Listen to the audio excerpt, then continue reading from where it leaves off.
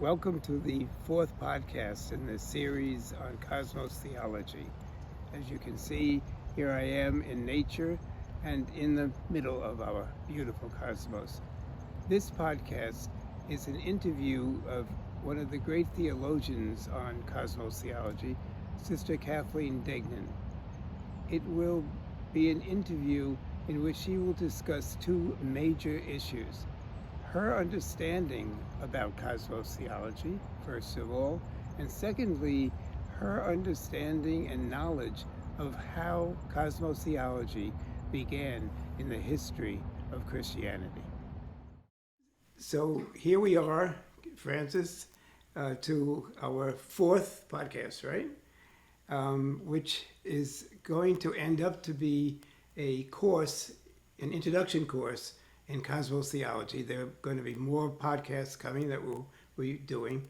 But today or tonight, Francis and I, right, are honored, very honored, to have Sister Kathleen Degnan here. You're going to be introducing her. I'm just going to say two things that I have known Kathleen, and it has always been a gift to know you as a person, but to know how brilliant you are.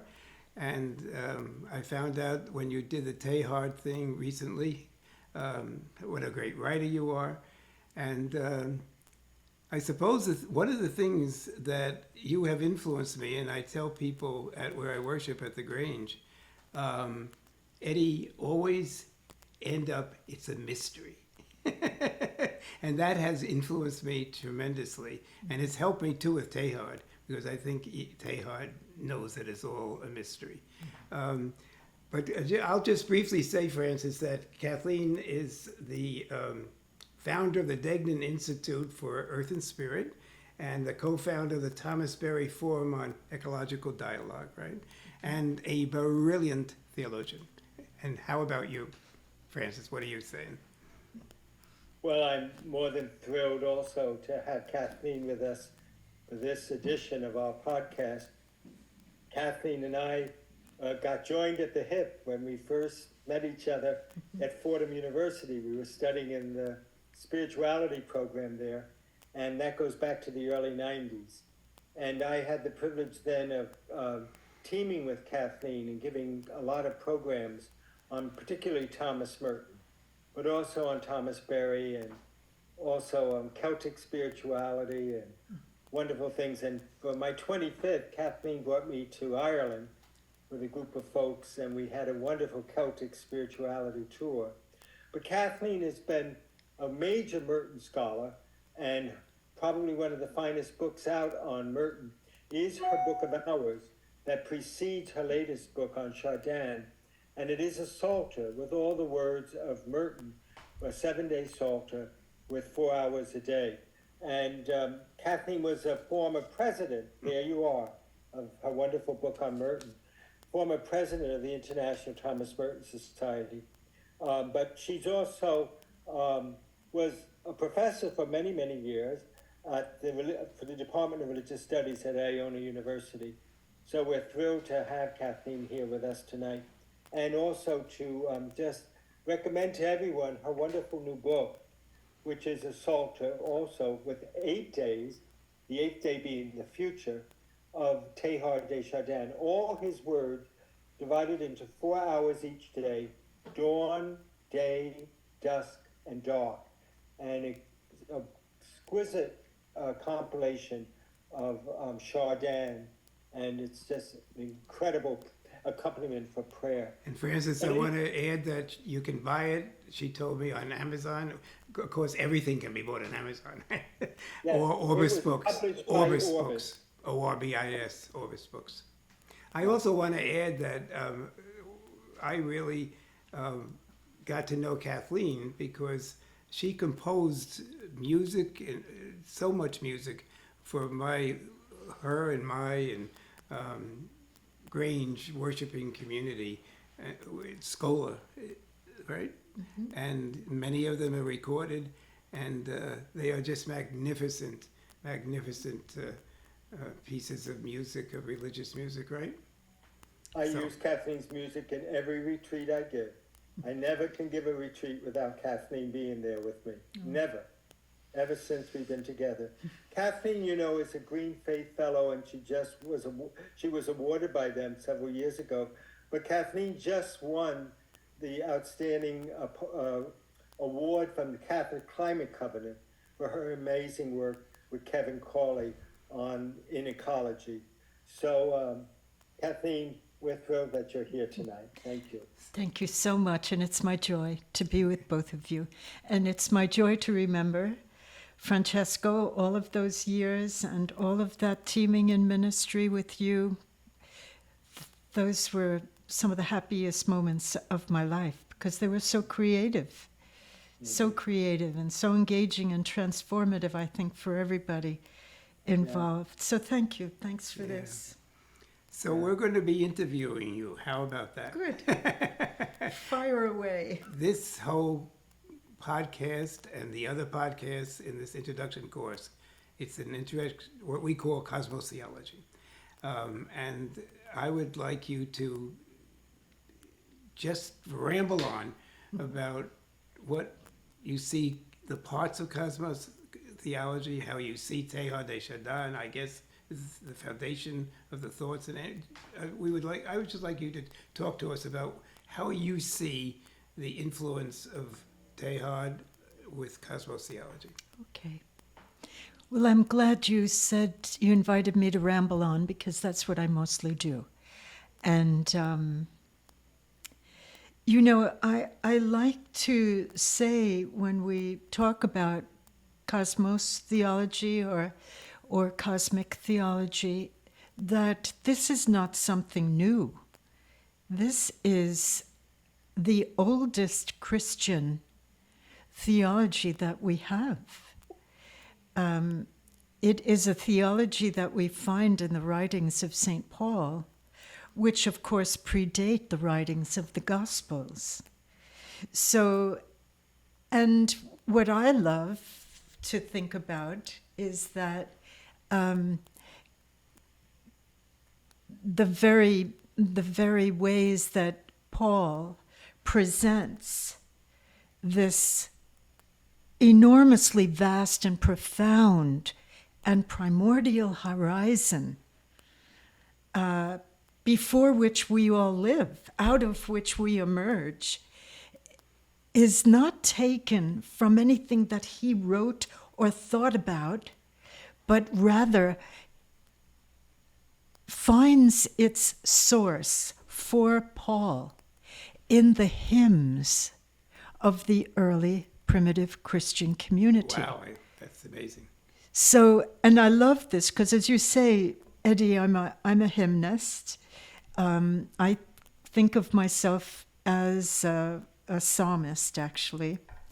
But there are some wonderful hymns from Philippians, from the works of Paul, that are really fragments of hymns that were being sung where? Where were they being sung? Were they being sung at Christian liturgies? It's possible that they were. Or were they hymns that were being sung in some sort of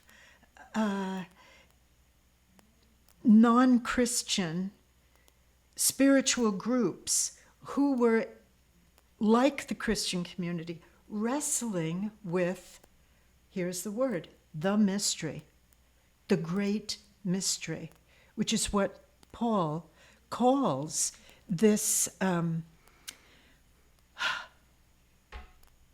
revelation that has come to us through Christ Jesus.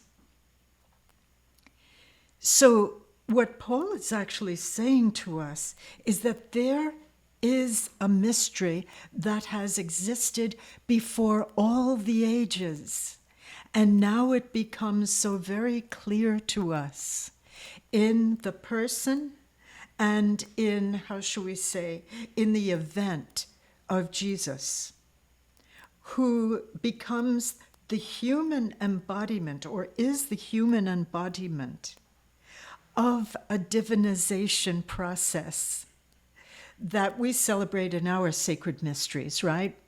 We can't even begin a Eucharist, right, Francesco, without saying, before we celebrate these sacred mysteries, let us remember, our original ignorance and all of that.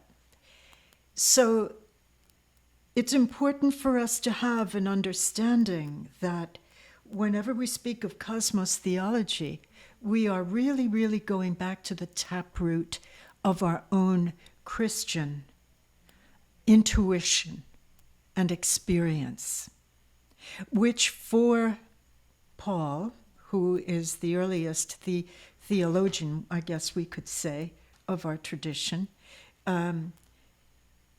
who for Paul is revealed, disclosed, manifested in the person of Jesus, the Christ Jesus. He didn't know Jesus of Nazareth. He only knew Christ Jesus. This Christ who has, this human person who has somehow broken through, as we say, the bonds of what ever keeps us in an arrested human condition, has broken through that in what we term resurrection, and now lives not only as an historical person, but as a cosmic person. And see, it's Paul who wants to say that the living Christ is the Alpha and the Omega of this cosmos, through whom all things were made. So now, I have yet, and this is my weakness. You think I'm a wonderful theologian. I'm not a wonderful theologian. I am a practitioner and a student of the schools of spirituality, especially within the Christian tradition, that facilitate and support a transformation in the human person. I'm less concerned about how we do God talk than how we do human talk. So, and in that way, I'm not unlike someone you mentioned, who is Teilhard de Chardin. And in that way, I'm not unlike any of our Christian forebears, particularly Paul, who is really trying to talk about human transformation, the capacity and the potential of the human to actualize their divine life, which is what we see in Christ Jesus, right? Mm-hmm. And so I think that when we speak of cosmos theology, the most exciting part for me is that it is a great work of recovery. And we are not trying to go into cosmos theology initially through the door of science. We're going to be at the door of science as we do it now in the 2023. But as we were doing it in the first century, or perhaps the second century, when Paul may have been writing, we are really talking about an intuition, a potent, powerful intuition that gives birth to the Christian tradition, that the human is capable of divinization. This is the great mystery. So I think, for me anyway, that's really important. But could you just connect why the word cosmos? Because Paul uses it a lot. Because he uses the language of the cosmos a lot. And he intuits or perceives this Christ Jesus as a manifestation of this mystery, mysterion, that is unfolding through the cosmos from creation till the moment of his experience and life in Christ, all the way up to our own. So we are never outside of this horizon. This is not new. It just has another language and another set of tools to get us into it more profoundly, more intensively. What was intuited in the mythopoetics of the ancient Christian imagination is now getting validated and verified by experimental and analytical science through astrophysics and through the nanophysics, the physics of the small and the physics of the great, because we know that those are not two, they are one. And it's constant paradox and it's constant mystery. But what Christianity was trying to cast light on was the great mystery that this is our nature. We are cosmos. We are manifestations of the divine creation, laboring to gestate, to birth, to incubate, to birth, whatever. Divinity. I mean, that's our faith, right? Incarnation is about God trying to take on flesh. I have two Can't questions. help but think of, some of those incredible phrases of Paul. Christ all in all. He already broke the barriers with this whole cosmic vision. And then when he says, all creation is groaning and travailing, all creation is in this process of Christification. Exactly. Groaning and travailing for the final revelation. So that it's birthing.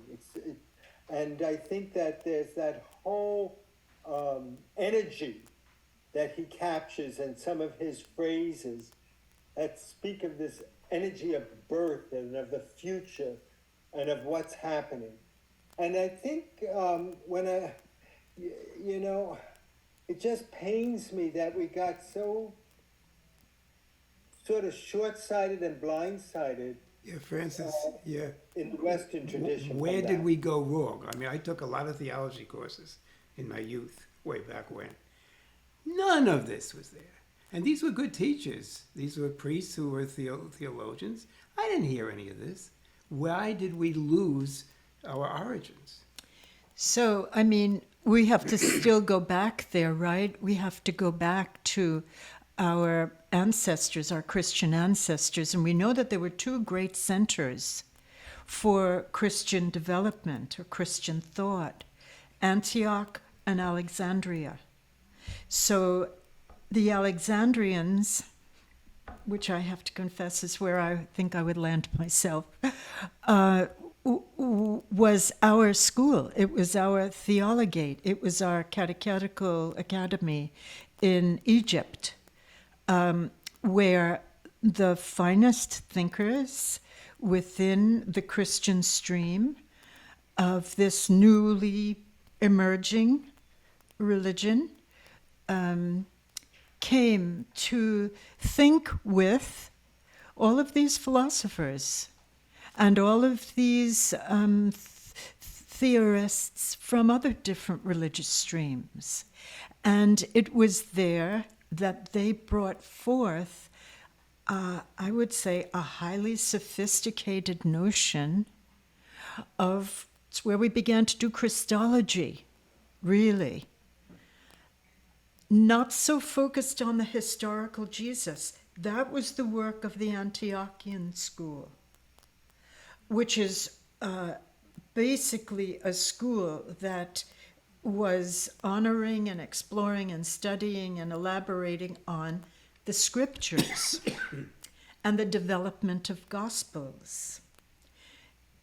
Over in Alexandria, we are doing what we might call now, what was a real profound theology. It was philosophy theology. So those two schools, unfortunately, had their friction, and they had their proponents and opponents. And what happened? Fire happened. Fires happened. Libraries got burnt down to the ground. There were, among some of the proponents, folks who were so anathema to this work of Christology and Christologizing, as opposed to the following of Jesus and the practice of this imitation of Christ, of Jesus, so to speak, that those two things happened. We had conflict, and then we had fire. We had disaster. We lost a lot of those texts. Some of the great teachers were criticized by some of the emerging bishops and leaders. Could you any names that we would know? Like where did like Saint Augustine. where did he? Augustine, for one. Augustine was what side? Antioch. Yes, I don't want to jump down on Augustine. He's great. We owe him so much, right? We do. But But he still was a Platonist. But he had a hard time. He had a hard time balancing and, I think, being inclusive in our earliest understandings. Listen, it was the age of of heresies. This new movement, this new worldview, this new mind-blowing way to comprehend what the universe was, what the living Christ was, what the human is, a sacred anthropology. All of this was so difficult, and you had a lot of people, quite frankly, taking the stories and running with them and refashioning them and according to their own insights. Would we know any famous person in Alexandria? Oh, in Alexandria, let me think about my paper that I wrote. I'm sorry, I'm having a senior okay, moment. yeah. Anybody could Google that real fast. Clement of Alexandria is one, and I do love him. But there were others. There were other great teachers there. Where did Thomas Aquinas fit? Well, he comes centuries and centuries I know, but later. where does he fit into? Well, again, he's one of my heroes because I think he's trying to do in the Middle Ages what these brilliant genius thinkers were trying to do in the first early centuries. Is he was trying to take all of human knowledge that he could access, especially through the Muslims, because the Muslims are particularly God mystics.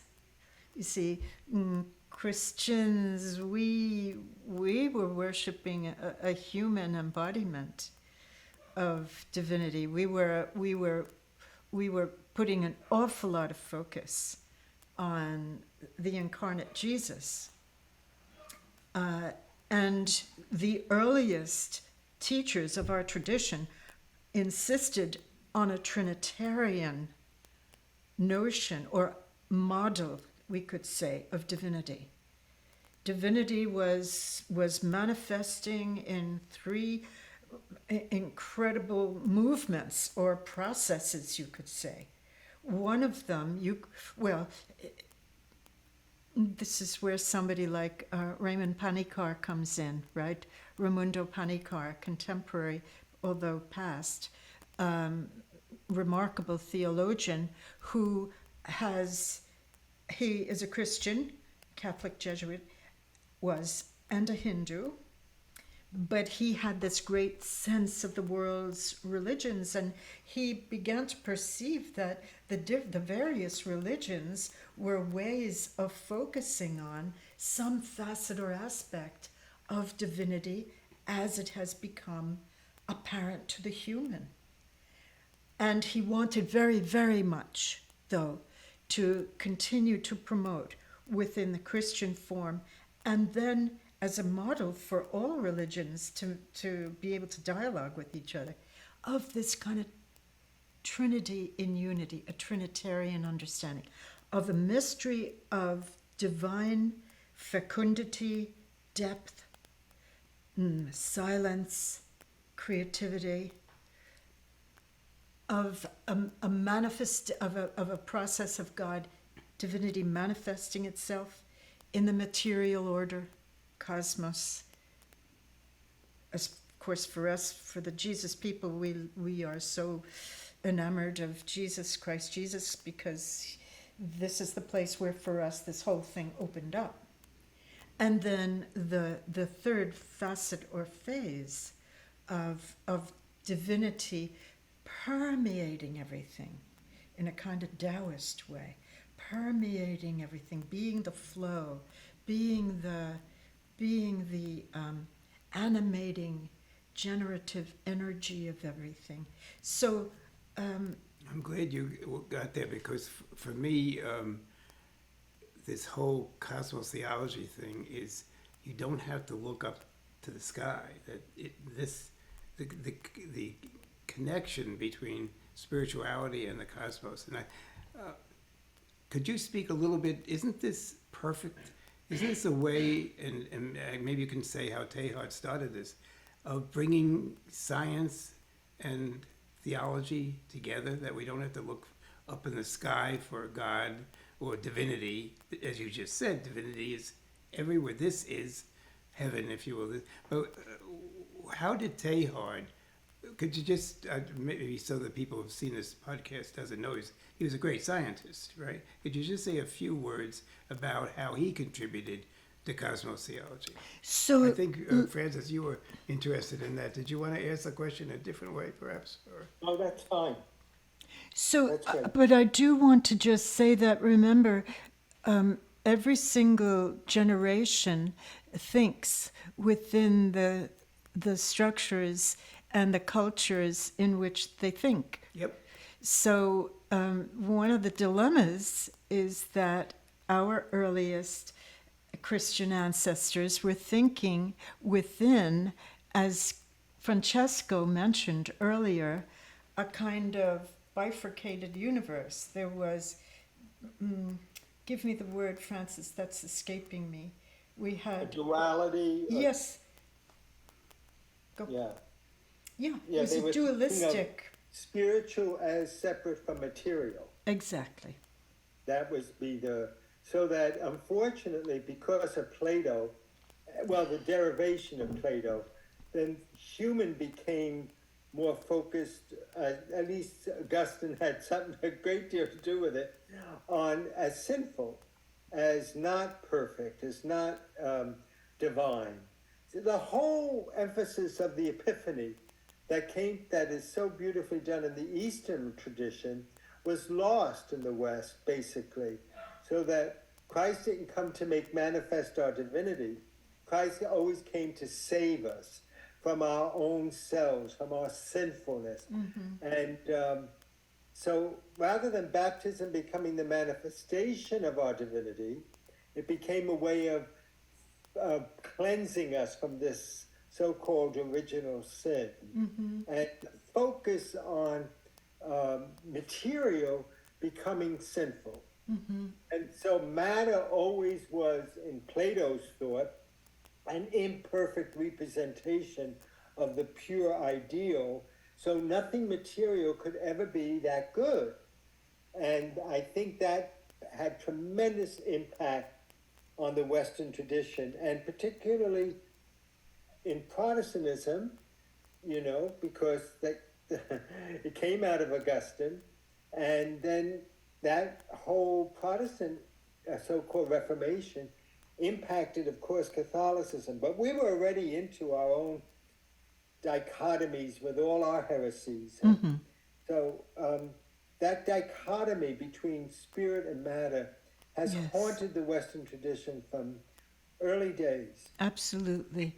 And the notions of change being a quality of lesser orders of being, of reality, anything that could change, anything that had the density of materiality, that could decay, that could die, seemed to the religious imagination inferior to the direction that religion wanted to take you, which was out of all of this, out of the decay, out of the density of materiality, where we were constantly at the mercy of our own passions and our own impulses.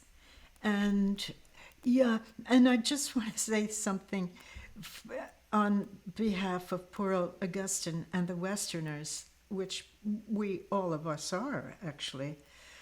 You know, the Roman Empire was decaying so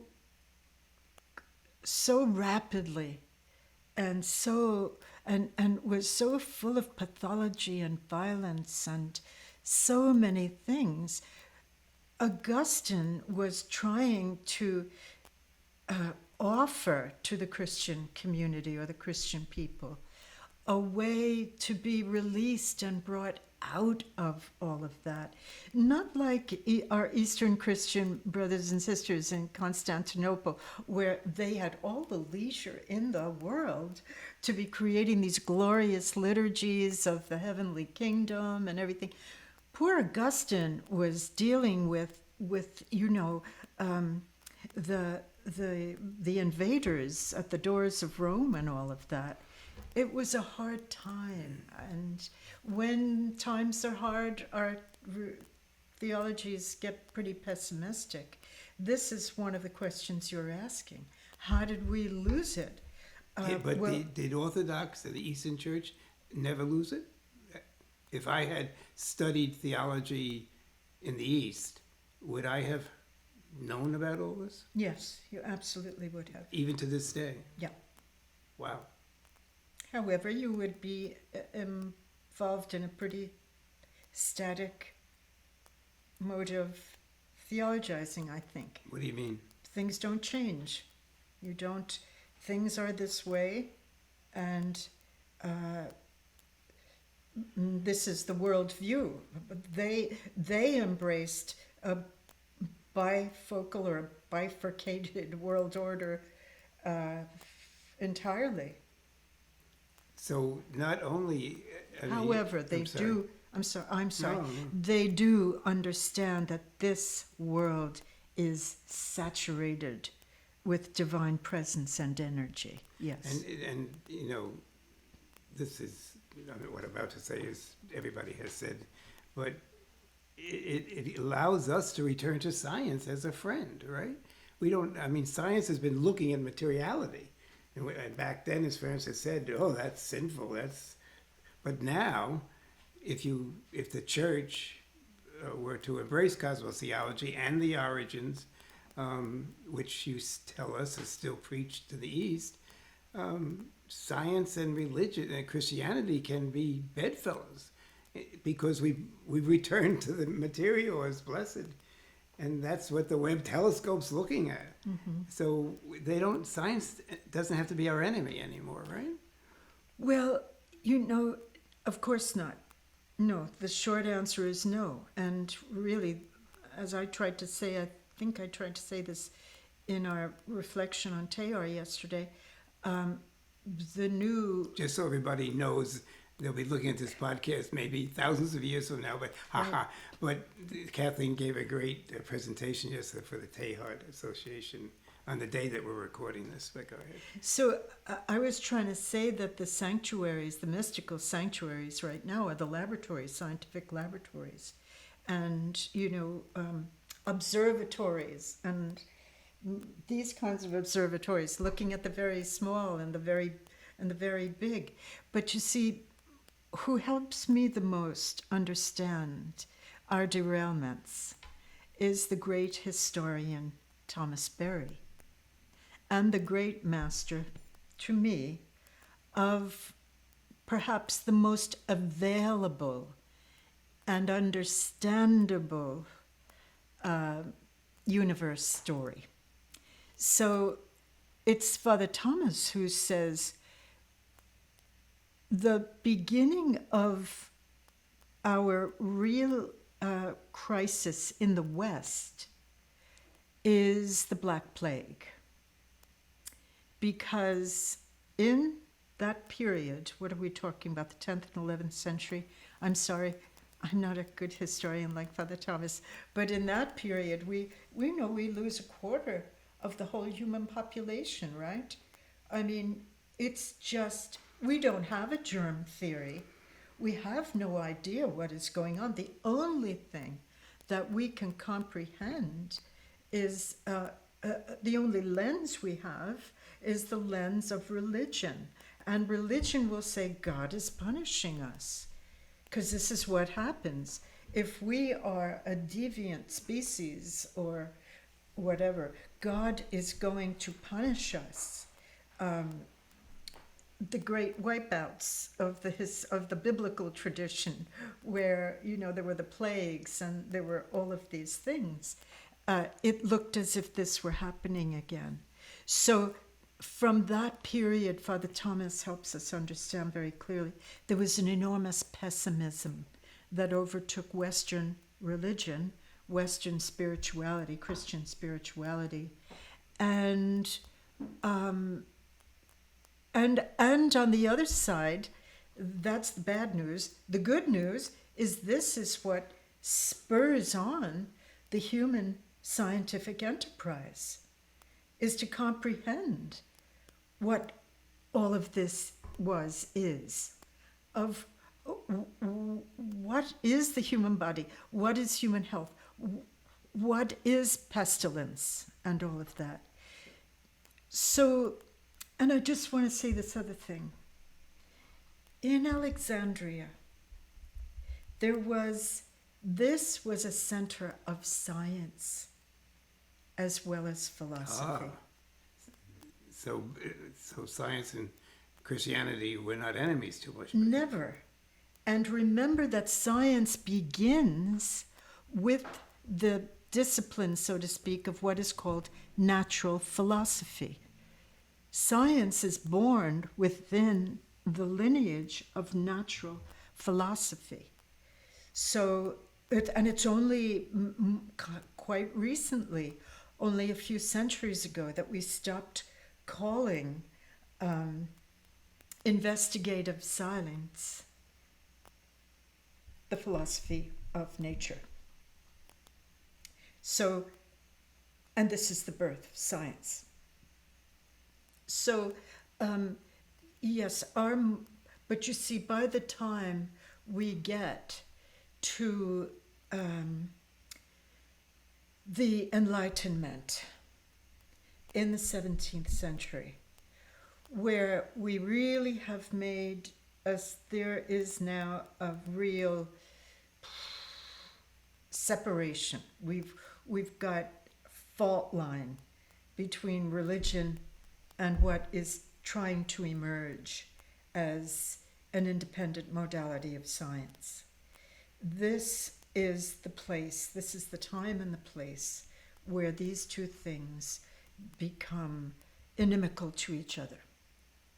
Scientists feel we can't think in this straitjacket of fundamentalist biblical myths and stories.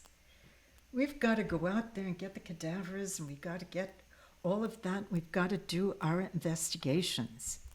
And build out the first telescopes. Yes.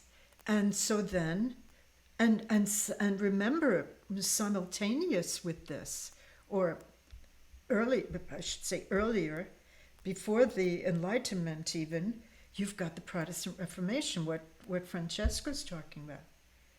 That was seismic change, because one of the things it did, because the Catholic Church was so corrupt, and people couldn't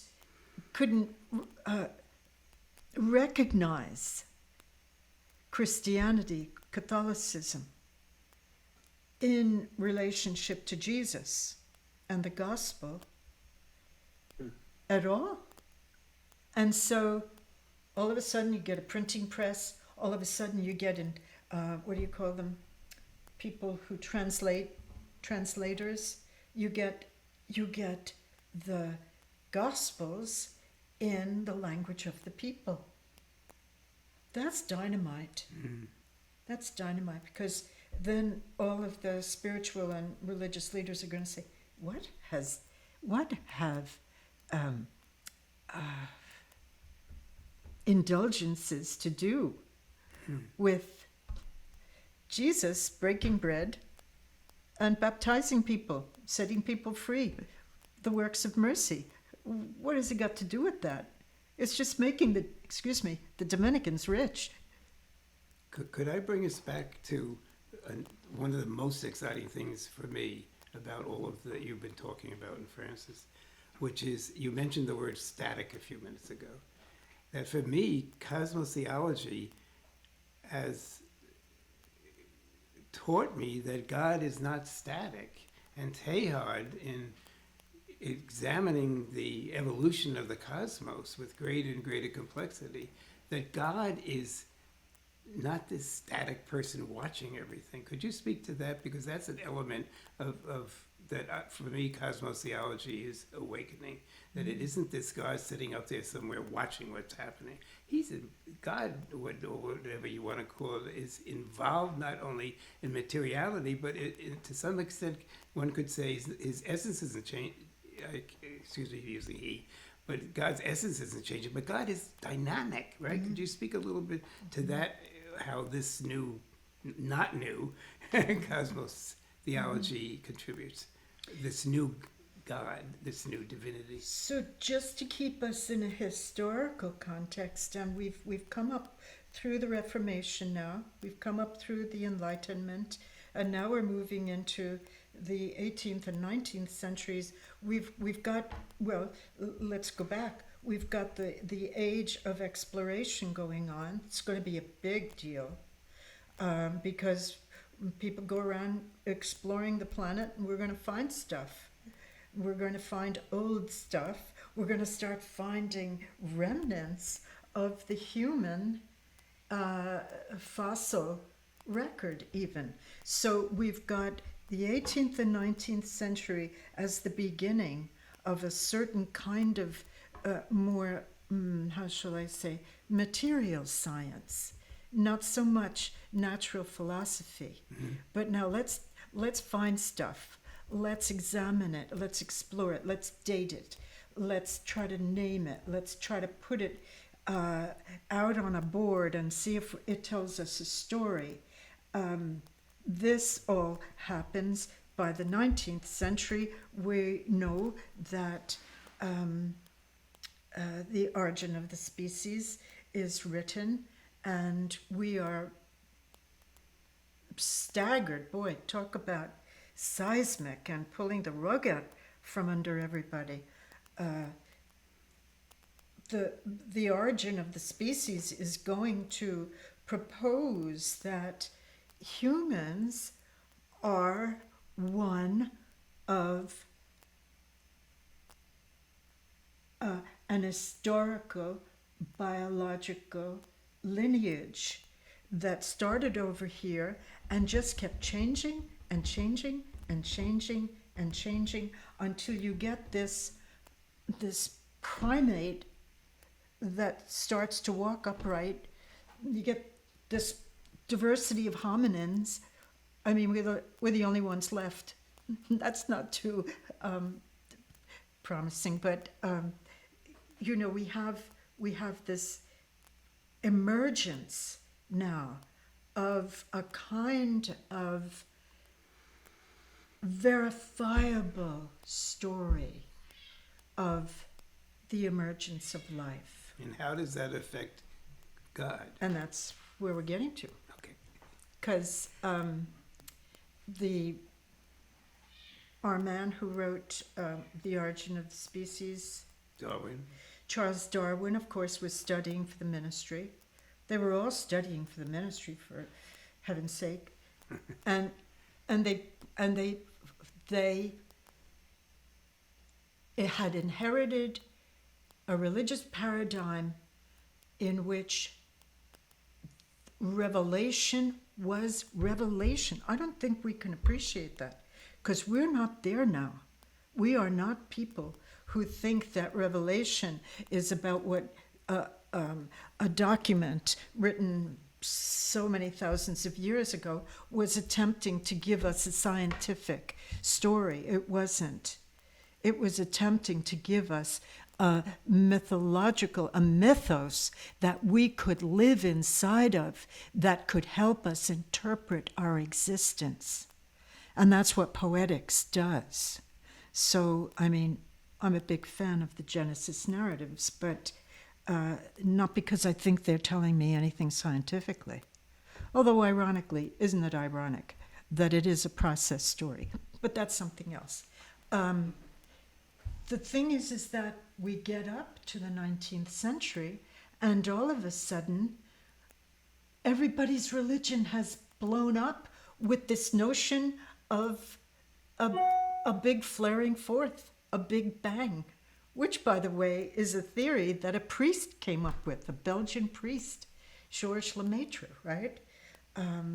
He's the one who says, I think if we follow this thing all the way back, we're going to come to a moment when it all began. And so now you've got the grounds for a scientific story that is every bit as potent and magical and transformational as the traditional religious cosmogonies that exist in every single religion. Every religion's got theirs. This is how it started story. So I keep diverging from your question. How it has changed who God is or who divinity is. Well, first of all, the sadness, the tragedy, is that we had isolated, become so alienated from our scientific brethren, and they were mostly brethren, that we didn't have any dialogue partners. And everybody gets uptight. I mean, especially when you are proposing that the human is not created uniquely, specifically, so specially from, with the direct breath of the divine in our gorgeous poetics. But if you are starting to say, nope, we came out of the trees like everybody else in that,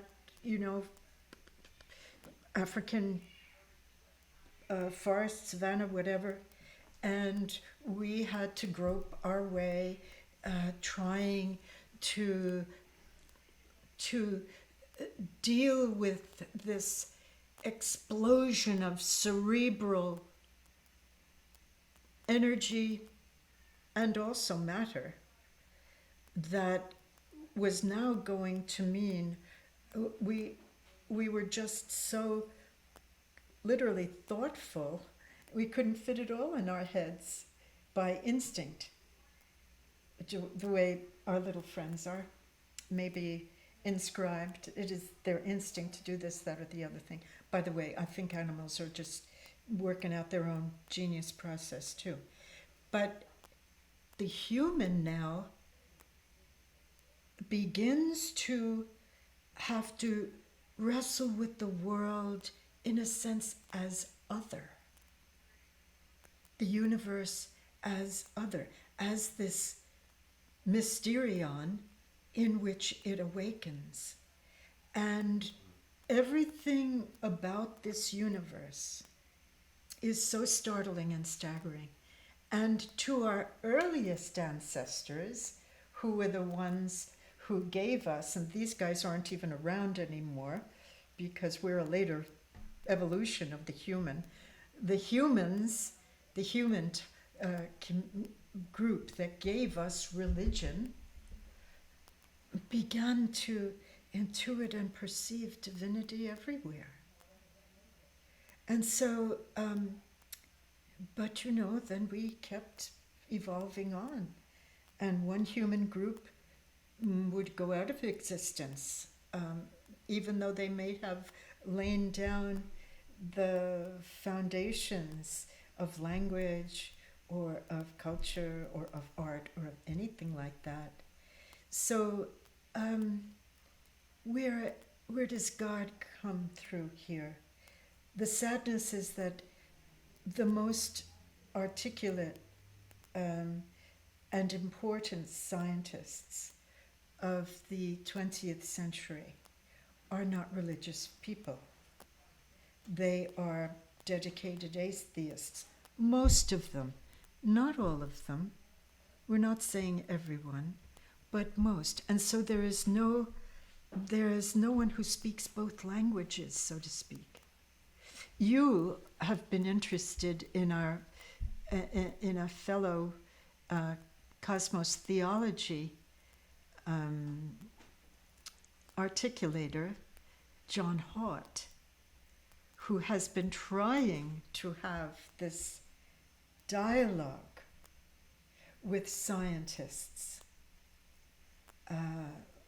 for all of the years of his practice of theology. A lot of the scientists prefer to debate, and there is a very fierce atheistic analog that goes along with material science of the contemporary world. There's a feeling that we've got to really suppress this old-time religion and old-time God because it's done so much damage to human imagination and human thought. We're not there right now, a lot of us, at least on the faith-based side.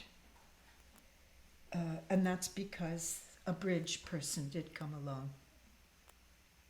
And I don't know, was it you, Francesco, who called Teilhard a bridge person? I don't know, but I love it. Yeah, I mean, he's the bridger, isn't he? Yes, for sure. He's born in the 19th century. He comes to maturity, and he comes to the awakening of his big, big work and his big idea, which is, okay, he's the heir of Einstein, Lemaitre. He's the heir of all of these genius scientists who have composed now what we call modern science. And he's saying, wow, we have really left something big out of this. Because this is not, excuse me, Madonna, this is just not a material world for material people. This is a sacred spiritual universe. And spirit and psyche has been evolving in and through and along with the material matrix that is trying to give birth to it. So it's so exciting, really, because we're in a whole moment of God consciousness. I'd like to say exciting is what this has done for me.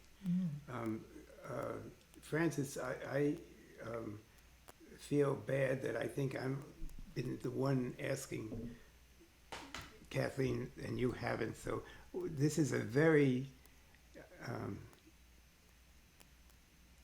long podcast, but I do have to say, I'm meandering here too, but I do have to say that it's extraordinary what I've learned today. I've read some of these books. They haven't addressed some of the things that you are addressing today. Well, And they I'm must also have, because I sort of wouldn't a- have known about them if I hadn't read about them. I also have to say, Francis, how you have demonstrated to me the depth of your own knowledge today. But we usually do a 30-minute podcast. We're almost into an hour. But can we have some time now, Francis, for more of a dialogue with you and Kathleen? I'm going to step back. I've been one asking, and I want to hear you talking to Kathleen now, please. Well, maybe just to bring this a little bit to a conclusion, to speak a little bit about what Teilhard has given us, in that we've gone from a static God to a God of the future, to a God who is part of this whole evolution, that God is always becoming. And that's, I think, a seismic, how you pronounce that, shift. It's more than a paradigm shift. It's just a fundamental shift. And I think that for all sorts of reasons, in the West, we created this very rigid type of understanding of God, unchanging, and all that stuff, and that God could not be affected. I think it's just quite the opposite. And I think the genius of Christianity is that God is affected and is effective. And Teilhard was able to, through his brilliance, both in his kind of marriage he had with creation and the cosmos, kind of give us this mystical insight into God. God was, just beyond all those rigid categories. And it just, I think, has, it's revolutionary. And that's what I think you get so excited about, Eddie, in that we've gone from a very sort of static type of religion and religious theory and religious impulse into something very dynamic. And I think that's what's so exciting for us. Does that make any sense? Oh, yes. Did you want to ask any questions of Kathleen? Well, I just think that Kathleen,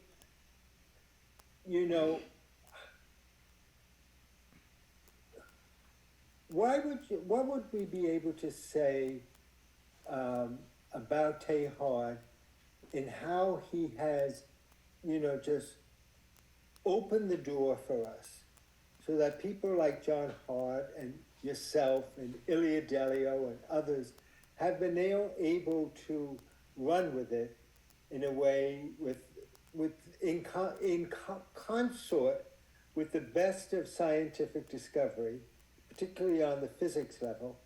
What door was it specifically that he opened for us? Well,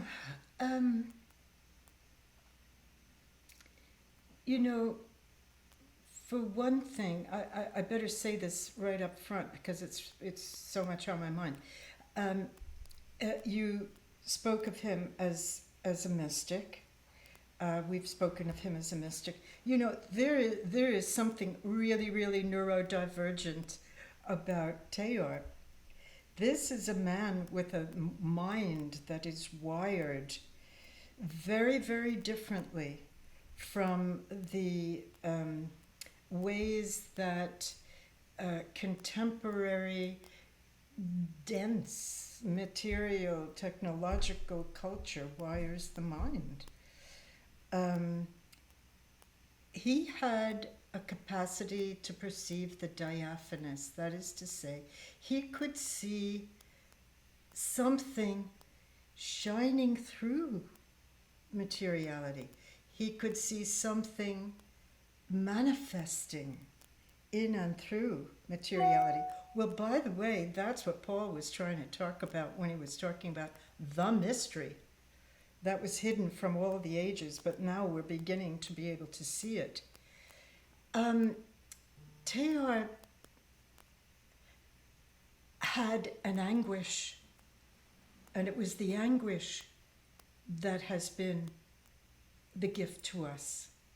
And his anguish was to see that the Catholicism of the early 20th century was moribund.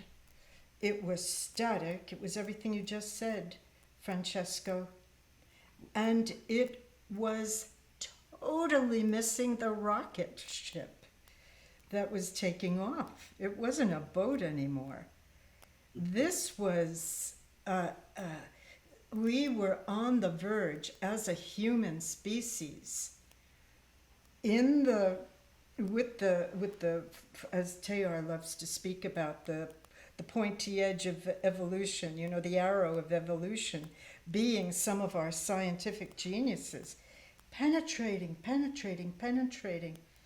the material realm to comprehend its depths or its reality. And what happened was Teilhard was brokenhearted that this extraordinary scientific revolution and emergence of the scientific age would not be accompanied by a faith perspective, that it would not have, we would not be able to see divinity, would not be able to speak of divinity, we'd not be able to speak about sacramentality. What is sacramentality? It is making visible the divine invisible. We wouldn't have a language for it. He kept saying, our language doesn't speak to this age anymore. And he, out of his extraordinary, first of all, anguish, got to talk about Teilhard's anguish, and his poetics, the beauty of his sensibility that could speak the way he did. That's why the book is so spectacular. This book of ours is just glorious. I mean, I'm surprised that it doesn't scorch our fingers when we open it. It's just so luminous, and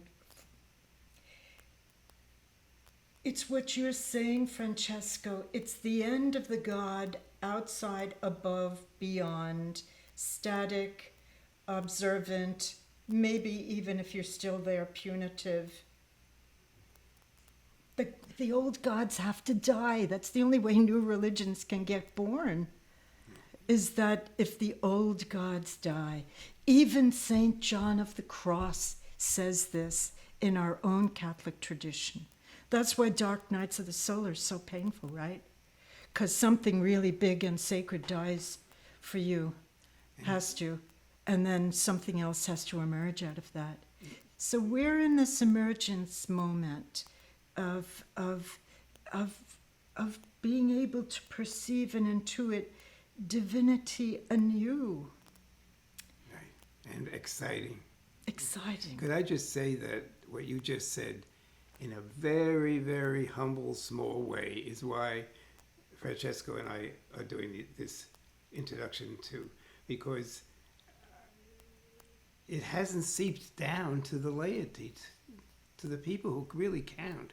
You theologians know it, but how many people in parish churches and Christian around the world know any of this? So in a very small, minimalistic way, Francesco and I have come up with, let's have these podcasts, this course, and maybe it can be given out to anybody interested who can take it and learn about this exciting revolution. What a wonderful time to be alive in spirituality.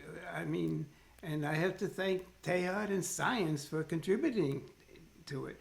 Absolutely. As you so well have said. I just want to say this has been, I didn't think it would be this sweeping, Francesco. I mean, who is this person? I didn't think that we would have such a detailed history, my God, of this whole thing. I'm a student of Thomas Berry, that's why. Yeah. I have to say that He's the historian. That I am reading with some other people, because until recently I'd only heard about Thomas Berry and his book, The Great Work. And I have to say that in every chapter, transforms the way I see anything. I got to throw away all of the thoughts in each chapter. There's another magnificent teacher. I So want to that's plug why- your book one more time. Well, let me just say, let me plug the book I'm writing now, which is Thomas Berry, A Book of Hours. Because we Really, need, Kathleen, really? Yes. Oh, I didn't- Wow. Wow. yes, Thomas Berry, Book of Wow. Hours. I just signed the contract with Wow. Orbis yesterday. Wow. So this is really, this is my work of love and my work of gratitude to my teacher. Well, maybe we should have an autobiographical moment where we have the Book of Hours of Kathleen Degnan. No, she's very quiet with her hours. She just sits with the cardinals. She didn't in sound the too morning quiet and- to me in this podcast. I'm sorry. Francesco, we've gone a little bit over an hour of absolute mind-boggling. I've learned so much. And also from you, Francesco, that I didn't think you, like Plato and how that influenced all that. I can't. Is it okay we end around this time? This is a mutual thing. I don't want to be the leader. What do you think? How do we end it tonight? Yeah, we want to thank you, Kathleen. It's just been a glorious hour listening to you. And, you know, I think tonight for me, part of the gift was your historical Yes, perspective. yes. And the wonderful insight into Paul. I mean, I knew it, but I didn't know it like in the way that you opened it up for me. Me either. And I've always suspected it, but it just was made such good sense. And we can't even ascribe these wonderful hymns to Paul. He did not write the hymns. They were written by anonymous musicians somewhere in some liturgical community in the ancient world. Yeah. And that's So beautiful. Is there a book They were that the has? Kathleen Degnans.